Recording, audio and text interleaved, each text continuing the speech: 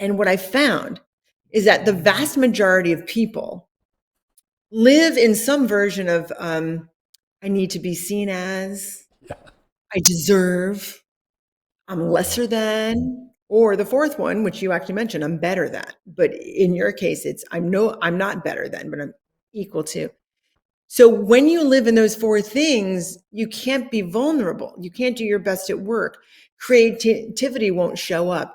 The gratitude, John, that you feel, it's chased away because you're living in this left hemisphere of your brain. Here I'm referencing Ian McGilchrist's work that I can get into later. It's crucially important because the only way to actually perceive what's truly going on right here, John, is with the right hemisphere. Anyway, the vulnerability that you show gives people permission to be on the journey that you were on for themselves. And I believe this very sad thing, which is that most people, they don't figure it out at age 50 or 60. They bring it to the grave. And I'll tell you why I believe this. And it's sad. One of the things I study about how the world shows up is deathbed wishes. So when people are on their deathbed, what do they say?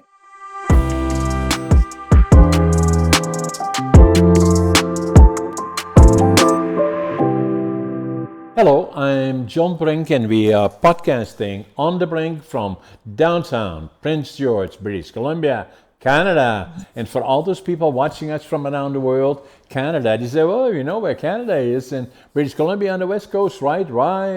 And there is a big city called Vancouver. And John, where are you compared to Vancouver? I say I'm 500 miles north, or 800 kilometers for our friends in Europe, north of Vancouver, which puts us in the center of British Columbia, north-south, east-to-west. And there are lots of forests around us. Unfortunately, some forest fires right now. It's always delicate, and we have some smoke, but it's a beautiful, beautiful place. We have, within 50 miles, 100 lakes. And we have lots of other friends, black bears, grizzly bears, caribou, deer, foxes, wolves. We call it paradise. And today we have a very interesting guest. Her name is Marcy Axelrod. And Marcy is a very, very interesting person. She's a best-selling, award-winning author, TV contributor, TEDx speaker, and manager consultant. Her latest book, How We Chose to Show Up, is a #1 bestseller, and there it is, and was recently awarded the, how do you say that, Hayakawa? It's the Hayakawa book prize. Hayakawa book prize. So amazing. Marcy has been interviewed by Forbes, Psychological Today, the Marketing Journal, among others. Appears on, have been tested and proven through the projects around the largest high-tech companies, HP, SAP, Cisco. My God, Marcy, you have an amazing bio, and you're a very busy person. And tell us about you. Tell us about your background first, and then as you proceeded forward to where you are today. So where did it all start? Where did it all start? So first, you can call me Marcy, John. Okay. So thank you for that amazing introduction. I'll tell you where it all started. I do want to share two things first. You mentioned about being busy. So to really practice the truth about how humans are designed to show up, we need to not be so busy. And I work very hard to have a quiet, spacious mind, to utilize the right hemisphere's attention system, not the left. It's the only one, John, that can actually absorb who you are as a human being so that I can relate to you as the caring person that we're all designed to be. So wanted to comment on that first, the busyness. The second thing is, where did it all start? Well, like you, who had kind of early trauma in your youth from the war, you were very, very young, right? You didn't process that until you were in your 50s. Most people take it to the grave and don't. By the way, it was probably one of the reasons you developed the ADHD, right? Because you had unprocessed trauma, right? With me, I lost the ability to speak when I was 6 years old. And anyone who has watched both, either one of my TED Talks knows this. In essence, we moved from Baltimore to Boston. My parents are physicians. They both got new jobs after doing their residency at Johns Hopkins in Maryland. So little Marcy, age 6, out of the blue, I just wasn't getting attention. I was in a new place, a new home, a new school, everything new, left everything that, but instead of acting out, which is not really what I would do, to call for help, for attention, I acted in. So that elixir, that predisposition from genetics plus environment, you put it together, and my throat started to lock. So I started to stutter. So that was really the main trauma of my life. Imagine raising your hand in school and just collectively, the entire class would just, the teacher's going to have to call on Marcy. And the teacher herself, and like everyone knew what was going on. This is at age 6. So my lens on the world went from being this, and for your listeners, I'm cupping my hands in front of me, they're facing me. And what happened is they turned outward. My entire mode of perceiving went from being an I, me, mine, right? In that ventromedial prefrontal cortex of our brain, it turned outwards. And I said, if I can't show up as I choose, I'm going to just start observing, how is everyone else showing up to their lives, to the people around them, to their potential. John, you mentioned feeling an obligation to teach the world about what you went through and ADHD and what you call a mindset, which I actually feel is kind of a body set. I've got a tenuous relationship with mindset because so much of what we live is embodied. So I started to just be an endless and avid disciple of, how is everyone else choosing to show up? You might notice choose is the word that's circled on the cover. Right. I have had people who literally work in the White House, who are the main speech writers for presidents, say, Marcy, what really struck me so much about your concept, I never realized I'm choosing how I show up. So that's really where it started, because what I saw, John, I mean, as you can imagine, you were bullied. As you can imagine, like, what is this bully over there in the Foursquare slamming everybody out in that game? What is this person who's a scaredy cat who can't even choose to fully presence within themselves, let alone presence with the rest of what's out there, with their friends, with their learning, with their relationship with the school and the educators? Why are the teachers just letting it all happen like a free-for-all? So this is where the concept of showing up really started. I then was put, when I was 12, in a rehabilitation hospital to learn to speak. It was not effective. It traumatized me more. But what I saw there, John, is elders, people younger than yourself, but far less vigorous, who had strokes often, learning to walk, basic things, learning to hold a fork, learning to feed themselves. They knew how they wanted to show up. They had lifetimes of wisdom, which, by the way, is not optional. And they had experts by their sides. They had these well-made plans. I would see these aides flipping through papers of what to do. So I said, look, they've got the recipe book, they've got experts, and they've got the willpower. They know how they want to show up. And yet, John, they struggled to show up as they chose. So I said to myself, age 12, Marcy, age 12 now, why is it so hard? Where's the blueprint? Where is the playbook that explains how human beings are designed to show up? So I just dedicated my life. I devoured to finding this, every piece of psychology, which became neuroscience, which became evolutionary biology, et cetera, et cetera. And the model became clear of how humans are designed to show up. So that's what the book is. And when you read it, it's like, wow, this is so obvious. But until someone puts it down as a framework, level 1, 2, 3, and there's a framework, and explains we're not in one role, John. We're not just an I or a self. Right here, the reason that you're nodding, the reason you feel the way you feel is partially because of me.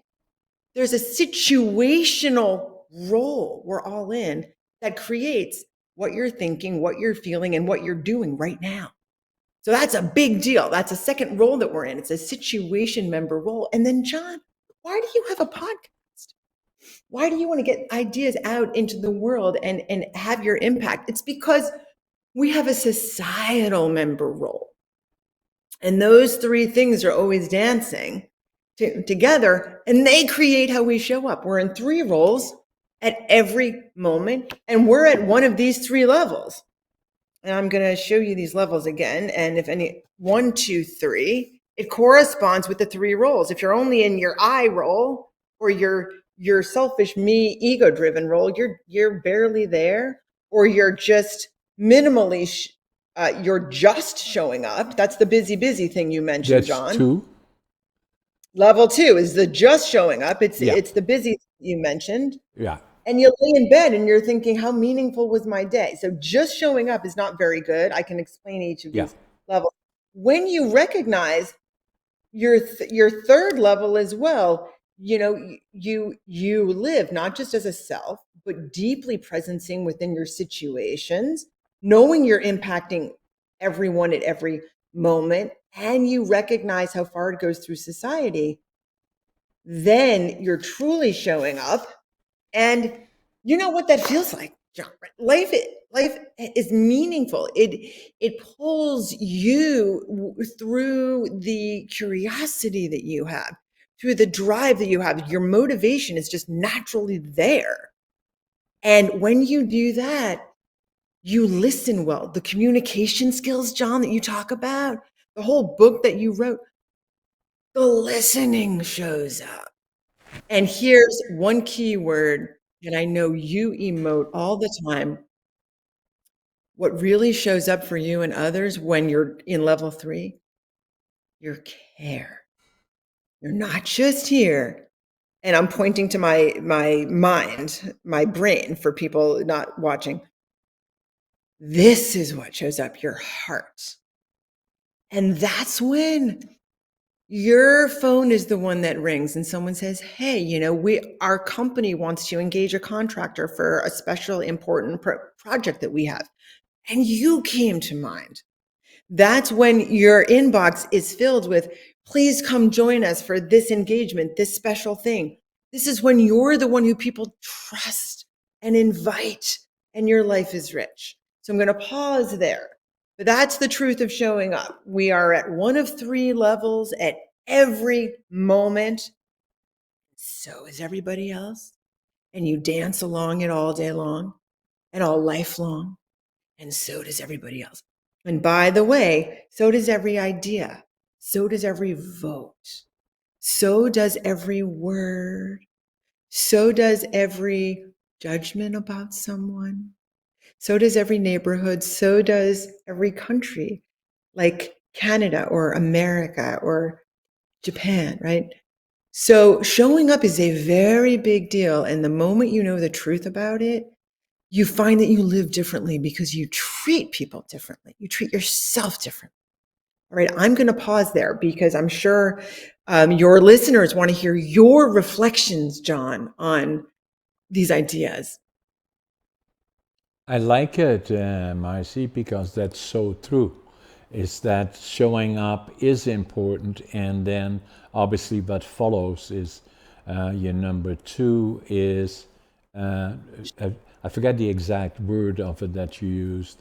So the red level 1 is barely there. Right. As you start to bring online your open-hearted attention system, the right hemisphere, which is when your body's calm, you start to move into just showing up where you intermittently presence Right. and people intermittently feel the depth of you. And then you get into truly showing up level 3 when you're really there. And Is your you'll heart. see, you'll see, yes, your heart, you'll see what starts to happen is that's the red level 1 is your self role Right. only, but then you notice. Yeah. And once you notice, you tune in. And then once you tune in, you start to feel with. So, John, maybe now you're feeling deeply with me and these ideas and this experience. And then the Holy Grail, after you feel with, is you enact care. And I have a story that I'll tell later after you have a chance to reflect on this. Well, I believe that the foundation for yourself, myself, was Yes. difficult, challenging, and all those things. It took me, as you already indicated, a long Mm-hmm. time to get to the point of who am I, and and Mm-hmm. and and I was part of that was already in the 50s when, and through challenges in my Mm-hmm. relationship is now my wife for the last 40 years, but Mm-hmm. the uh, the counselor said, I'd like to have a talk to John alone, to the three of us, because there are issues that go back in his life to the inner Mm-hmm. child. So we all Right. three of us agreed that likely would be a good idea. And Yeah. so, and for all those people that are watching us, the inner child were issues that came from the Second World War, when we only had one Mm-hmm. parent, and the fear of losing that parent with all the trouble and the challenges that were going on still was Right. there. The little boy never left until Right. the counseling. And and that part changed my life. But it took me into my 50s. And then the other part was important in my life, the same as with you, and challenges were academically, I was not a success story. I failed Mm. grade 3 and I failed grade 7 3 times. And they said, what are we going to do with this guy? And some people said, send him to the mentally challenged school. My parents were beautiful people, said, no, we're not going to do that. So at 12 and a half years old, I got a job. They say, let's make a furniture maker out of him so he can work with his hands. Obviously, he's not bright enough. That's what the people said in the school. He will never amount to much, so he, so, and kids can be hard on each other. And so where the friends that I had in grade 7 that went on to colleges and universities, I became a laborer. I'm proud of that today, but it always stayed with me. But Yes. I knew, I knew within me is that I was just as smart, not better than, but just as smart as all the other ones. And I had to start over again. And then the other part that you already know about me likely is that we were liberated by the Canadian Army, April the 12th, 1945. I was 5 years old. That made such an impression on me that I knew I would go to the land of my heroes once Mhm. I grew up. And I did when I was 24, started with nothing. And the foundation for me already then was the most important part, has always been and still is today, is attitude. Mhm. I've always been positive, even Mm. when others questioned my abilities, and I always believed in me that I could do it. The second one was passion. No matter what I do, I give it 125%. And even Yep. today, at nearly 85 years old, Mm. I Yep. say 85 years young. I Yes. still do that today. And the other one is work ethic. I work harder than anybody, even Mhm. still now. I usually get up Mhm. at 5:30 in the morning. I always make my bed and I always think I'm late. And then the other part that made and created a change in my life is at one point in my life and saying, why am I different? And then I was Mm. already here in Canada for 32 years. In 1997, I walked into a bookstore and I picked up a book, and the title was Driven to Distraction, written by Mhm. Dr. Hollywell, medical doctor, professor, well known around the world. He has ADHD and dyslexia. And so Mhm. when I read the book, I said, oh my God, that's me. And the more I read about the book and the more I started looking at Google Mhm. about ADHD, I'd never even heard of it. And Right. this, and already I was, then 1997, I was 57, nearly 60 years old. And Mhm. so I wrote in the book in Mhm. Dutch because I was ashamed of it, because it was implied there was a mental disorder. In Dutch, I Right. wrote, now I finally know who I am. And Right. it took me 5 years before I would go to a doc, our personal doc. It was a personal friend, delivered our two daughters. And he said to me, hey, John, why are you here? And I said, I think I got ADHD. And we concluded, yes, I do. And so, but the other part about it is that the more I read about it, the more I looked at it, the more I studied it and got to know people, then I believe it's a superpower, or it can be, once you understand who you are. And it Mhm. changed my life. Can you imagine, Marcy, and I'm sure you can, is that it took me from the time that I was 12 and a half years old, became a Mhm. laborer, because even the teacher said he won't amount to much, so till the time I was 62, 50 years later, when I already was successful here. I built a mill, that's what I wanted to do, and I had all kinds of other businesses, but I was still wondering, who am I? It took me Mhm. 50 years from the time that I was Yes. 12 and a half until I Yes. realized ADHD, and it changed my life from that point forward. I started thinking about becoming an author. I did. The first book that I wrote, as you know, is Against All Odds. Mhm. It took me, a lot of people said to me, you should write a book. Now, as if anybody knows, writing books is not easy. And especially not for a guy like me. And so then, I started, I stopped, I started, I stopped. And then I knew in my 70s, if I didn't do it now, it would never happen. So it took me 80 years to live it, 20 years to think about it, 2.5 years to write it. And that was the Right. first Right. book. And then from there on, I do it 4 or 5 more. But the most important part is discovering, who am I? And it Mhm. opened up everything for me around the world in terms of my businesses, became more progressive and active in terms of writing, doing presentations, and then obviously podcasting as well, which in my mind is the new media globally, and its huge potential to, not for me to become financially successful because of it, but to share with others the challenges that I had, and Mhm. hopefully it will be helpful to others around the world, that can benefit from that. Yeah, I mean, so with your story, which is obviously inspiring millions of people, you the way that you showed up to discovering who you were, right? To answering, who am I? Once you did that, you took your self lens, just like I did, and you turned it outward.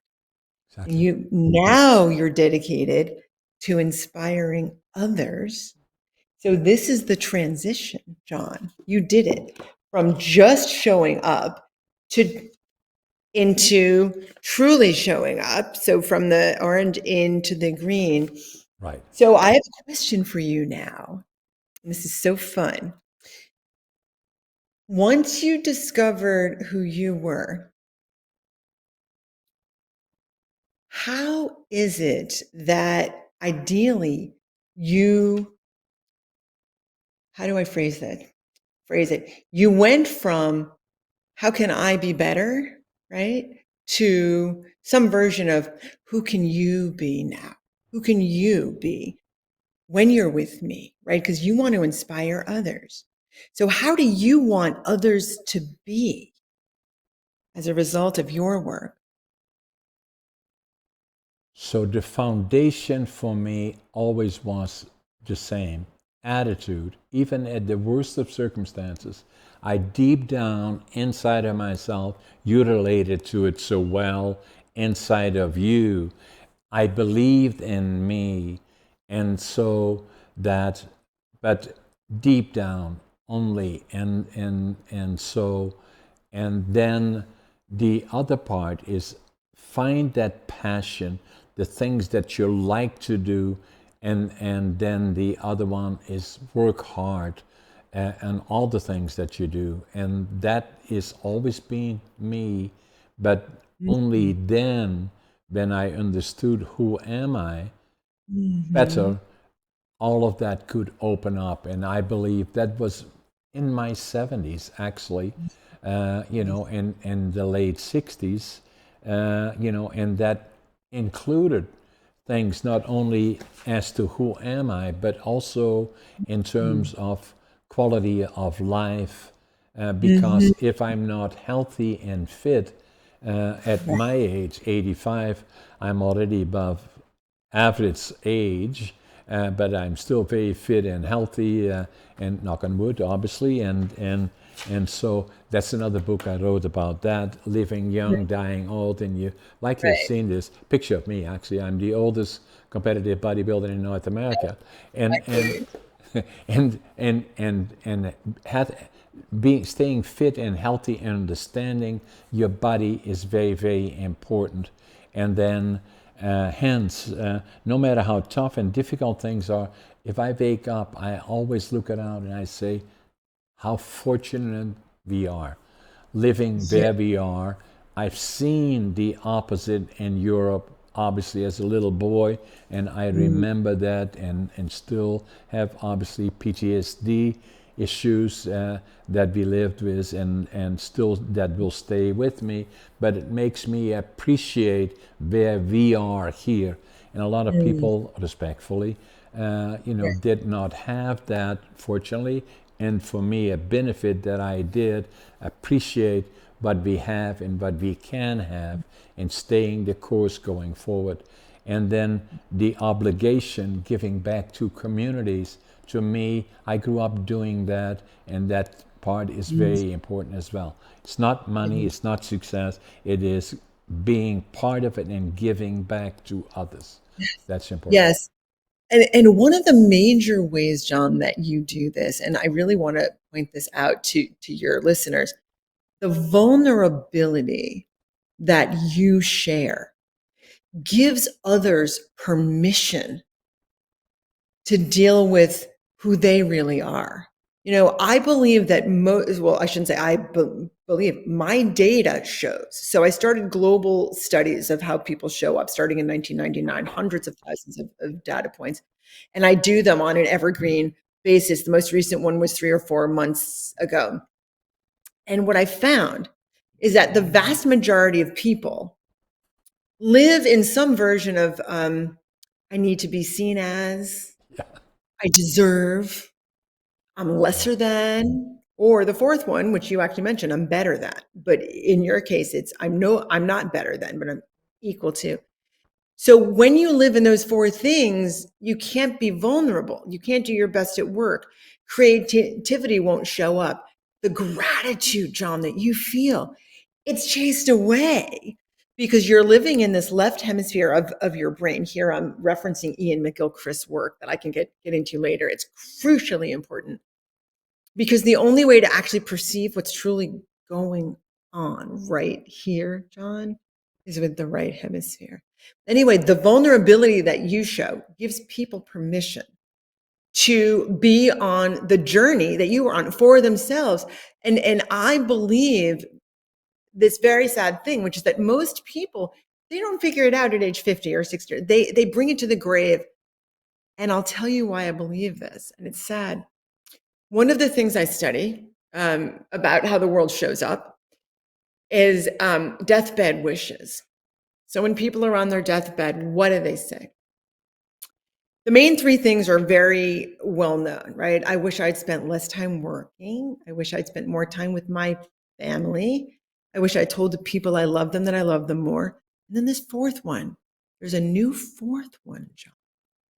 And the fourth one is what we've just been talking about, which is I wish I had lived more true to myself, right? I wish I had lived my life, not the life that society tells me, not the life where I'm chasing what success supposedly looks like, the house, the car, the clothes, the attitude. I wish I had lived my life, right? Being able to be vulnerable with myself, right? With here are the three things that matter to me. And those are my metrics. That's what I'm going to go for. Not climbing the ladder at work, but, somehow setting up my life. So at 3:00 every day when school's over, I have some version of presence with my kids before they're 18 and move out, or really before they're 16 and pretty much are facing outward and gone, right? So the vulnerability, right, that you model, I think is so powerful to help people live the life that they're designed to live, which is hopefully more of a show up life, right? Understanding who they are, how they became this way, what their young traumas were, because all of us, everyone walking around is doing what they're doing, thinking what they're thinking, and feeling what they feel because of what happened to them in the past. We are the result of what happened to us because it creates what we believe about the world. Can we trust the stranger, or are they just going to take advantage of us and run? Are they going to harm us? Is everyone competing with me, or are they actually going to help me? Are we all leaves on the same tree? Or really, am I just going to grow as tall as I can to take all the sun and you guys can just perish around me, right? It's what we believe. You use the word mindset, right? It creates your optimism, it creates your passion, and it creates that hard work that you mentioned, right? When we live more deeply within our bodies and we feel what we're designed to feel, John, right? You're feeling me right now, and I'm feeling you. And you're getting a sense, do I trust her, right? There's this resonance going on. It turns out our brain waves right now, when you're looking at me and I'm looking at you into your eyes, if we were in MRIs right now, it would show that your brain waves and mine literally are starting to do this, creating a single brain wave. It's called interpersonal neural synchronization. And I talk about a lot of science like that in this book because what I'm showing is that we're not as separate as the world teaches us. That's a lie. Just like all those lies about what success is, right? Your success isn't in the money. It isn't in the notoriety. None of that. Your success is in all you're giving back. It's in the lives that you're affecting with your care, right? People follow you. Why? Not because of all these other things. They follow you because they feel they can trust you and they care about you. And the reason they're doing that is the reciprocity. You show up with so much care. Some of the fundamental tenets of showing up. Number one, reciprocity. What you put out there comes back to you, right? The world shows up for you the way you show up for the world, right? And you've seen this. This is what has created much of the success that you have. You were giving. You were giving from the beginning. Otherwise, the world wouldn't have given back. Related to that is symbiosis, right? We're designed to be here to care for each other, to help each other. Another fundamental tenet of showing up is choice. You're making a choice every moment of every day, whether you know it or not. A lot of people make the choices without conscious intent. I've had a lot of people come to me and say, my God, Marcy, Now that I know the truth about showing up, I realize I've been sleepwalking through life. Is your sense that a lot of people are doing that? Right? They think I'm 50, I'm not going to become a bodybuilder, or I'm 60 or 70, or, it's too late. The ship has sailed. I'm not going to start a business now. Right? Right? Like that's a version of not choosing. So I'll stop there, but those are some of the fundamental tenets. When you believe these things, right? The world's going to show up for me how I show up to the world. Are you ever going to be unkind? Is that patience going to show up? Is that caring going to show up? Is the holding the door after you? Is that going to show up? Is the like, wow, this is exciting. I'm going to share it with the people I care about. That's going to show up. And the listening is going to show up. And that's when everything starts to turn around in your life. And my guess is that you understood this in different words, maybe not with the framework and the rainbows that I show it with, but you understood this inherently because it's how you show up to the world across your 85 plus years. I like it, Marcia. So the other part that I do, and as you do, I give a lot of presentations, especially to young people that may be high schools, colleges, universities, about a number of things. Not about singular topics, but in about a lot of issues that are important to me, and those include all the areas that you touched on. But one of the parts that I find important to share is that these days, in particular, people are so preoccupied about, I don't look well, this doesn't look well, what I'm wearing is not, this is not right. I say to them, there is only one of you on the earth, and you are special. Not better than, but you are special. Doesn't mean that you cannot touch here, there, and that, but do not, I find too many people, young people and younger people in particular, they don't feel, they don't look right. I'm not talking male, female, in both sexes, and saying, I reconcile that there is only one of you, and you are special in that one, and not based on religion, anything like that, but you are special. Once you recognize that, then it becomes the other part critical in my life has been to give back to communities, because you have to be part of your community in terms of do whatever you can together. And that always has been important. Even in Holland, I was taught that from my parents, my grandparents, and my family, what they did. And I do the same here. Doesn't mean that you have to give, that you have to be a millionaire, a multi. No, you can do it at any level. But be part of your community and be at peace as to who you are. It took me a long time to get there, but I did. And it had an effect on my life, and it allowed me to write about it as you did, and to give presentations about it. And then the amazing thing that happened is in my life is that I've always liked to interact, so I did blogging initially here in the community. And I liked that. And then we took it one step further about 6, 7 years ago, 5 years ago likely, and we started working with a local television station and interviewed people from around our community, our region, and which was very, very interesting. And then the next thing that happened is COVID. And we couldn't do that anymore. And then I had this apartment here as an investment in Prince George, downtown Prince George. And behind me, you see the region here. My mill is there. And so I've been here for about 60 years in this location. And and then we said, okay, but let's start doing it here on a local basis. And then we noticed that his pot match came to the picture.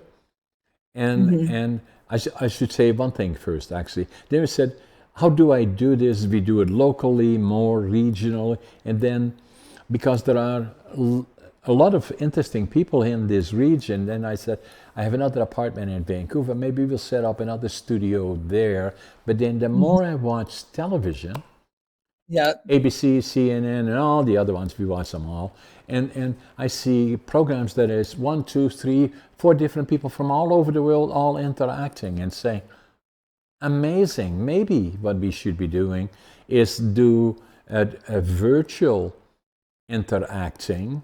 And then the next thing that happened is we discovered Podmatch, which was relatively new, about 3 years ago or so, 4 years ago. And we started to do more on pot matching that brought people pre-selected by a process of some sort or another, bringing interesting people together on different topics. So, including you, obviously, and other people. Tomorrow I may have somebody from New Zealand. The following day, maybe somebody from Athens, maybe somebody from Central Europe, or wherever. And that became interesting because all of a sudden, we have all kinds of different topics from all different persons and individuals that gave me, rather than making a presentation, a lot of times I like doing presenting in person. I know I'm good at it, and I love to do it, but it takes me about 2 days to get someplace because I have to fly there and then stay in overnight, and I still love to do that, and I still do that. But then podcasting, there we are, you and me, we never met before, and we have this discussion that goes, and you did a lot of research on who is this guy, obviously, and I did on you looking at your bio, is that, and be sharing that potentially with, and not bragging about it, but I know that we have close to 1 million subscribers on YouTube and other platforms, and there we are sharing your amazing background, your amazing, your as an author, and your concept and all the background and all the other things that don't necessarily come to the foreground if we just, and the book is very, very successful, but in the same with mine, is that to have a discussion like this, it brings us even closer potentially to millions of people around the world. That is amazing. It is the media, not the classic media that we have now, and I'm not saying that critical necessarily, but lots of advertisement and lots of ideas that are tilted one way or the other. Newspapers are the same there, but there we have podcasting like this. We never know what is going to happen for you and for me, but we have a very, very good conversation about things that are from the heart and so important, as it says in your level 3 in your book. That is, I recommend to everybody to read, and so that has changed a lot of things as well, and I love it. Yes. So it's a great way for you to get ideas, or your story into the lives of others, so that they can then, really start choosing how they show up to their lives, right? Because you made so many conscious choices. So, question for you, because you mentioned being involved in your community and giving back, right? So contribution a life that contributes is a natural result of choosing how you show up, right? I would love for listeners to hear you share, what is it like for you to be making the contributions that you make? What if people shared, and how does it feel to you to give in that way? Well, first and foremost, the community here in Canada. I became a Canadian, and I came here 60 years ago, and it shows you how fortunate we are in North America, in Canada, US, and Mexico together, really very, very powerful and an example in the United States to the world. We saw that in the Second World War when they, on June of 1944, landed in Normandy at great cost and liberated Western Europe. That was followed by the Marshall Plan of rebuilding Western Europe, and a lot of people from the Europe emigrated to either the United States or Canada, and it changed their lives. And and then for me, it was important because of what I already said earlier, being liberated by the Canadians. My dream was to go to Canada to build my dream, but I wanted to start with nothing, from the ground up, so I left Holland in July of 1965 with a suitcase, 3 books, 2 sets of clothes, very little money, and and then I could speak the language, didn't know so, didn't have a job, right? So, and then flew into Montreal, then took the train across Canada, 4 days, 5 nights. My God, that's a long way. Anyway, so arrived in Vancouver, went to the immigration department and couldn't speak English, and fortunately there was a German fella, and I told him what I wanted to do. I wanted to build a lumber mill. He said, go to Prince George, 500 miles north, as I said, and that's where all the timber is and all the trees are. So I came off the bus. I can still see where the Greyhound station used to be here. I came off the bus. I had my suitcase, 3 books, 2 sets of clothes, and I counted my money at least 3 times. I had $25.47, but I had attitude, as I said earlier, and we talked about that, passion, work ethic, and then which follows success. But I always wanted to understand the community, because that to me was always important. Even when I did not speak the language already then, I wanted to know more about the community, the schooling system they had here, and all of that. And gradually, as I started climbing up in terms of being more independent, learned to speak the language, I got then involved with the community and making this region special, not only to me but to others. And then at the college of New Caledonia here, I always believed in trades and teaching people trades and learning in particular in different ways that I had been used to.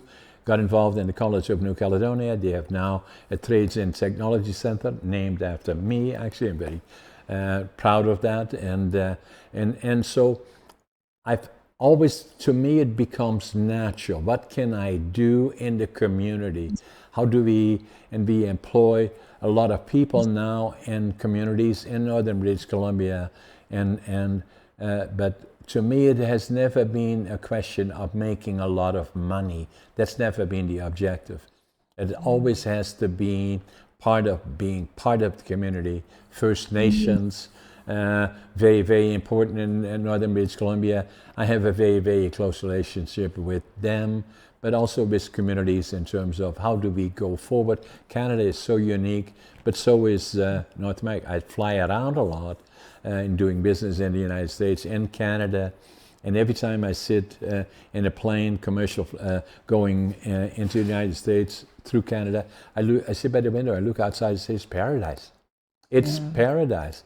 And if I then look at TV, I know I've been in war years. I know what it means to families. And some people may think, respectfully, that when the war is over, everything goes back to normal. It doesn't.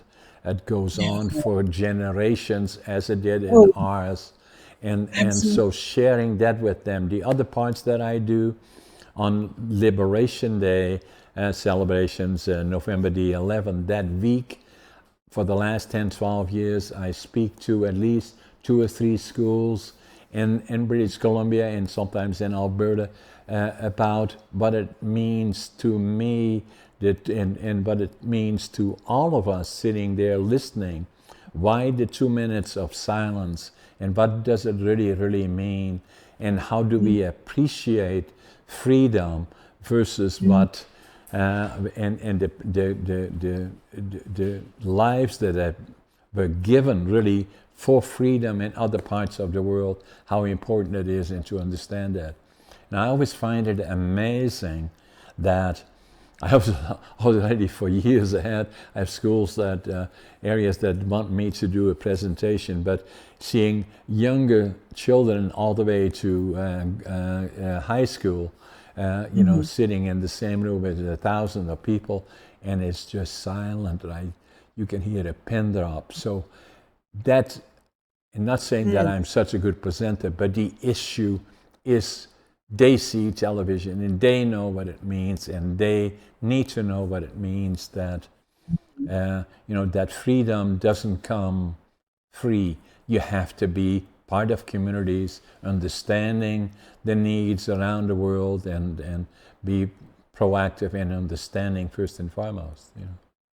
Mm-hmm. In the cultures of the companies that you've created, do you imbue a culture of caring and of trust? You know, is Yes, that something that's, that's very absolutely. specific? What we do Yeah. here is, which is important, a very good question, Marcy, is that it is our policy in the companies that we have, we employ one third, one third, one third, one third male, one third female, one third minorities of any sort. And then I'm very involved, and obviously I'm ADHD and have dyslexia. I'm very open about it. And you know, so, and I know there are challenges around communities within those issues.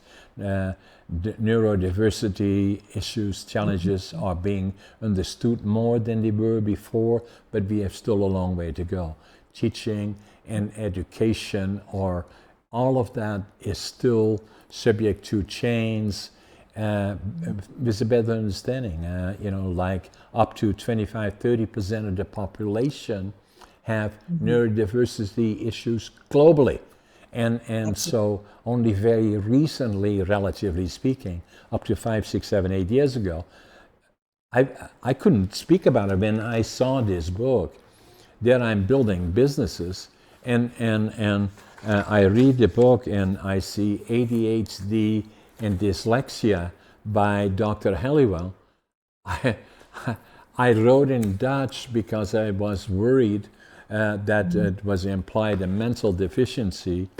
And how can I go to the bank and make a case for business expansion? I need millions of dollars, God knows what, and saying, oh, by the way, I'm also have a mental disorder, and they would say, have a nice day, you know. So now I've really, you know, so I'm very open about it, but I have an obligation to share in those areas and to practice it in the companies that I do. That part is important. The least important is I have to make money to survive, but not for the purposes of, you know, it's first and foremost to be able to look back and saying, I think I did a good job. Ex- to look back on your life and say, right, I did all I could. I gave, right? I had an impact. Can I reflect for a minute on something else Right. that you prominently bring up, John? You prominently bring up obligation, right? You feel an obligation to be who you are, to contribute, to do your best, to bring the optimism. This is a truth about how humans are designed to show up, and I talk about it. And the way that I describe it is that because of the reciprocity of life, right? Because the world's going to show up for you how you show up to the world, right? You show up with a fear or a lack of trust or a like, I know you're going to compete with me, so I'm going to compete with you. The world shows up that way because we perceive that from each other. But the obligation that you talk about, I mean, because of the impact we're always having on each other at every moment by how we show up, naturally, we are accountable for that.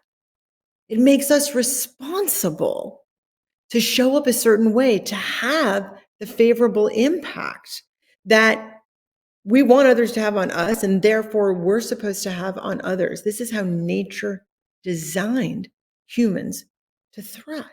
Think about it. We wouldn't have survived if we didn't show up with this care, with this obligation to help each other. When we lived in tribes out in the savannah thousands of years ago, we didn't survive because we were the fittest in any way. We survived because we could perceive friend or foe, right? When a man comes out of the forest, we could perceive hundreds of feet away in our bodies, friend or foe, trust or don't trust. That's how interlinked we are as humans. We aren't separate from. We are interwoven. And you feel that. And that's what you've created. You've created an interwoven society within the educational system near where you live, with the employment that you're doing, all the inspiration of your books and podcasts. I just really want to thank you. I want to thank you for choosing how you show up. I want to thank you for showing up the way you do. So this is Marcy Axelrod being eternally grateful for you. And the other part I have to say, Marcy, about you, you're an amazing individual. You're a very, very good communicator. And that's why I wrote this book. This is a copy of it's a hard copy as well as the one from Amazon, available now. It is a bestseller as well. It's all about communication skills, and you do it well. And for the people that are watching, yourself and myself, communication skills is one of the most important skills one can acquire. We're not doing a very good job, respectfully, and the schooling system as we could and should. But if for all the people that are successful, and that's why I'm referring to the billionaire here, and I refer to them, but far beyond that, is individuals like yourself, myself, and others. It is critical to try to become a good communicator in some forms of fashion. The book will help you on that way. And then the other part, Marcy, gives you guidance in terms of how we choose to show up. Extremely interesting book. I want to get a copy of it as well. It's available on all the major medias. It's a bestseller. And the other part, Marcy, again, thank you for being part of my podcasting. And for all the people watching us that want to, both Marcy and myself, do more podcasting or being guests on podcasting, subscribe to our podcast if you like it and encourage it. Share it with others and like it if you do, and give comments. And just before we go, Marcy, how can people get in contact with you, and then maybe as we go, show once more your book? My website is choosetoshowup.com, and the book is on Amazon, How We Choose to Show Up, with a cover quote by Mel Robbins. If people know who Mel Robbins is, I think the top podcaster on the planet and top female speaker on the planet. Yeah, so Mel wrote, Marcy Axelrod reveals the roadmap you need to live a purpose-driven life. So I really just want to thank Mel. I'm very touched that she took the time to check it out and to share that. Very, very good. Marcy, it was an amazing podcast. Let's stay in touch. Because the hour went by so quick, we got so much more to talk about. Let's make sure we stay in touch. It sounds wonderful, John. It would be an honor. Okay. Take care. Take care. Thank you. Bye-bye.